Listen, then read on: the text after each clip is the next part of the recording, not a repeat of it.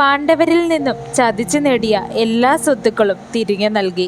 എന്നാൽ ധൃതരാഷ്ട്ര മഹാരാജന്റെ പുത്രന്മാർക്കും ആ പുത്രന്മാരുടെ മാതുലനാകുന്ന ഗാന്ധാരരാജനും കർണനും തീരെ ഈ തീരുമാനത്തോട് യോജിപ്പുണ്ടായിരുന്നില്ല.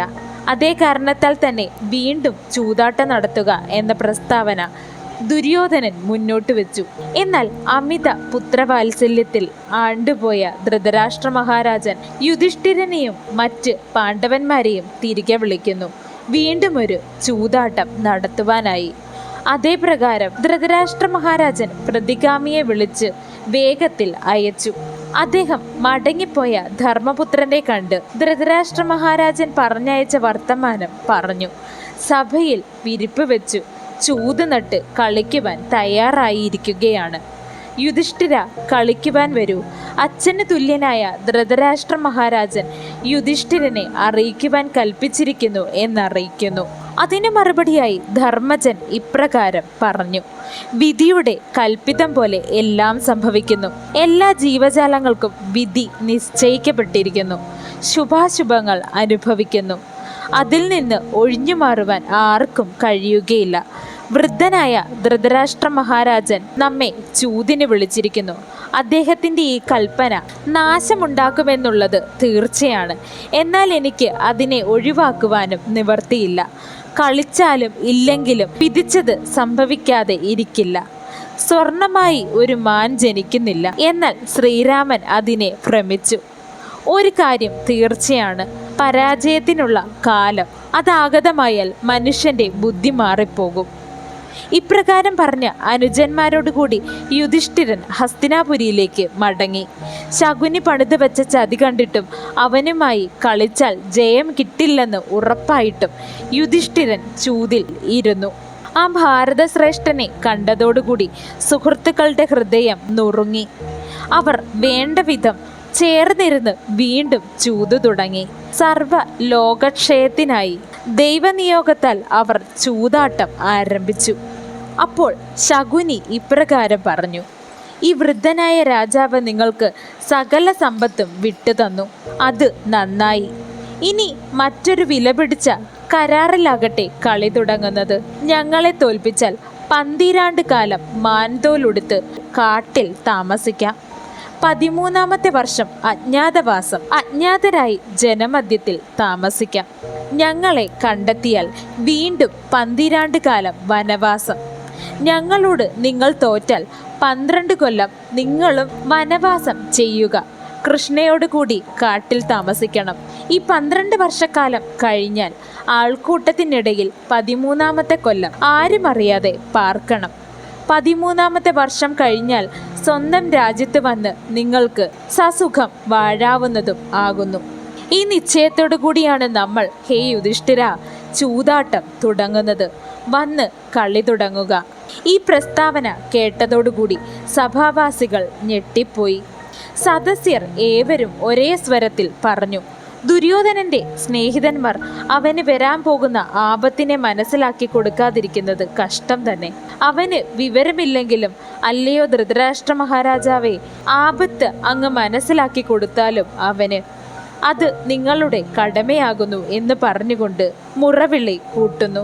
ജനങ്ങൾ ഉച്ചത്തിൽ പലതും പറഞ്ഞ് തടുത്തിട്ടും ധർമ്മജൻ നിന്നില്ല. അദ്ദേഹം വീണ്ടും ചൂതാട്ടത്തിനായി ഒരുങ്ങി. ധർമ്മയോഗത്താൽ പാർത്ഥൻ ചൂതിലിറങ്ങി. പരാജയം തീർച്ചയാണെന്ന് അറിഞ്ഞിട്ട് പോലും ആ ധീമാൻ ചൂത് കളിച്ചു.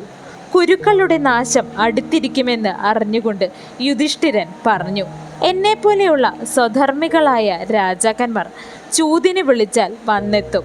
ഞാനിതാ നിന്നോട് കളിക്കുന്നു. ശകുനി പറഞ്ഞു: കാള, അശ്വം, പശുക്കൾ, ആടുകൾ, ആന, സ്വർണം, ഭണ്ഡാരം, ദാസിമാർ, ദാസന്മാർ എന്നിവയെല്ലാം ഒന്നിച്ച് പണയം വയ്ക്കുക.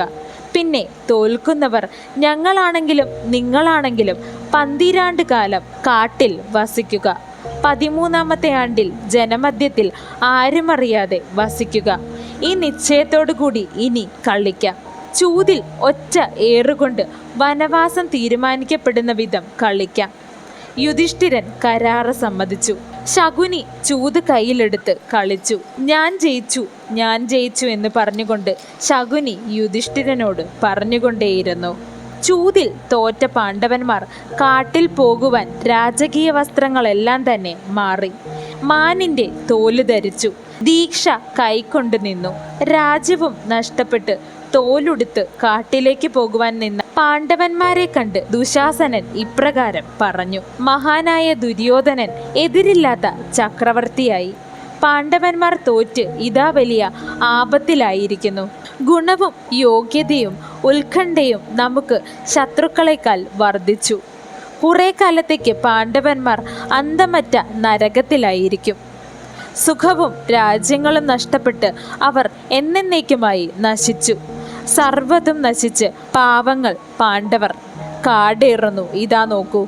പാണ്ഡവന്മാരുടെ വിചിത്ര സന്നാഹങ്ങളൊക്കെ അഴിച്ചുവെച്ച് സൗബലന്റെ ചൂതിൽ തോറ്റവർ ഇനി അന്തസ്സുകളൊന്നും കാണിക്കുവാൻ അർഹതയില്ലാതെ ലോകത്തിൽ ജനിച്ച പുരുഷന്മാരിൽ തങ്ങളെക്കാൾ യോഗ്യരില്ലെന്ന് മനസ്സിൽ ഉറപ്പിച്ചിരുന്ന പാണ്ഡവന്മാർ ഇപ്പോൾ എങ്ങനെയായിരിക്കുന്നു?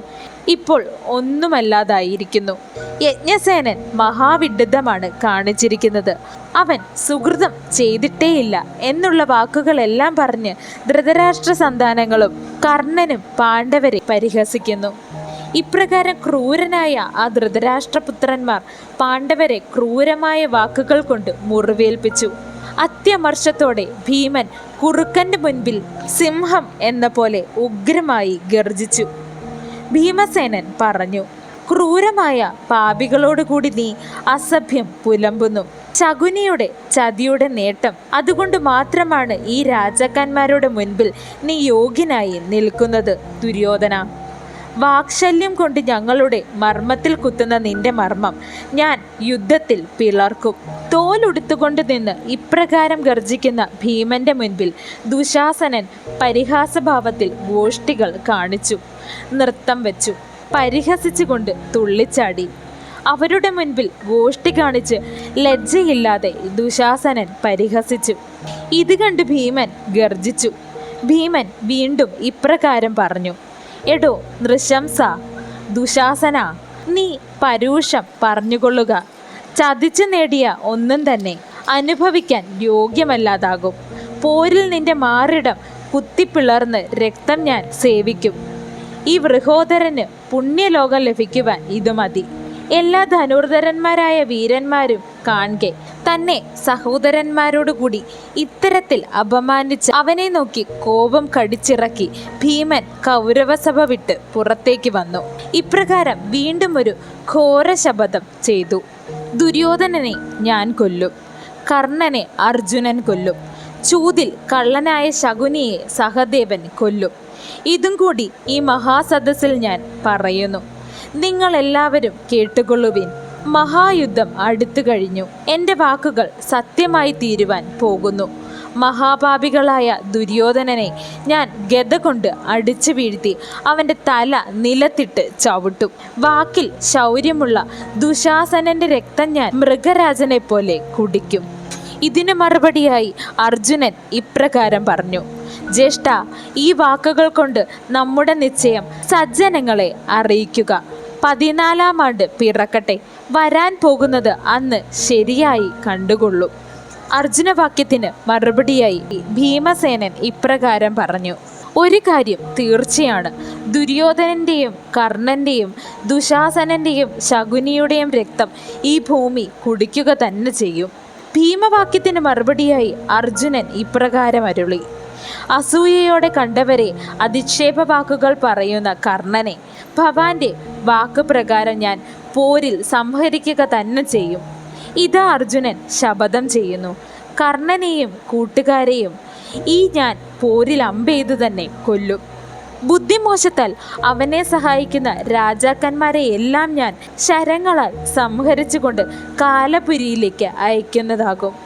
എൻ്റെ ഈ വാക്കുകൾ പിഴച്ചു പോയെങ്കിൽ ഹിമാലയം ചലിച്ചേക്കാം, സൂര്യൻ കെട്ടുപോയേക്കാം, ചന്ദ്രന് ശൈത്യം ഇല്ലാതായേക്കാം. ദുര്യോധനൻ 14-ാം ആണ്ട് നമ്മുടെ രാജ്യം സൽക്കാരപൂർവ്വം മടക്കി തന്നില്ലെങ്കിൽ അന്ന് ഈ ശപഥം നടക്കും തീർച്ച.